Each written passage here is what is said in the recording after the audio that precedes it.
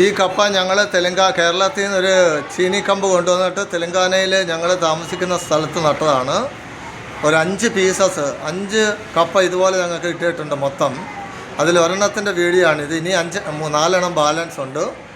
ഇത്രയും വലിയ ഒരു കപ്പ ഒരു 3 കിലോ ഉണ്ട്. ഇത് 3 കിലോ കപ്പ. ഇതിന് പ്രത്യേകിച്ച് വളമൊന്നും ഇട്ടിട്ടില്ല. കാര്യം ഇവിടുത്തെ മണ്ണ് വളരെ ഫലഭൂയിഷ്ടമായ മണ്ണാണ്. അത് കാരണമാണ് ഇത് ഇത്രയും വളർന്നത്. ഇത് ഞങ്ങൾക്ക് ഒരു 10 കപ്പയോളം ഞങ്ങൾ നട്ടായിരുന്നു. അതെല്ലാം പറിച്ചാണ്. പക്ഷേ ഇത്രയും വലിയൊരു കപ്പ ആദ്യമായിട്ടാണ് ഉണ്ടായത്. ഇതല്ലേ 5 എണ്ണം ഉണ്ട്. മൊത്തം 5 എണ്ണം കിട്ടി. അതിൻ്റെ ചെവിട് നോക്കും. ഇത്രയും വലിയ ചക്കയല്ല, കപ്പ. ഞങ്ങൾ ഇതിൻ്റെ ഒരു പച്ച കമ്പും ഡാർക്ക് പച്ച ഇലയാണ് ഇതിൻ്റേത്. ഒത്തിരി മരം പോലെ അങ്ങ് വളർന്നിട്ട് ഇതുപോലെ വലിയ വലിയ കപ്പയാണ് കിട്ടിയത്. ഒരു മിനിമം ഒരു 30 പീസത്തോളം കിട്ടിയായിരുന്നു.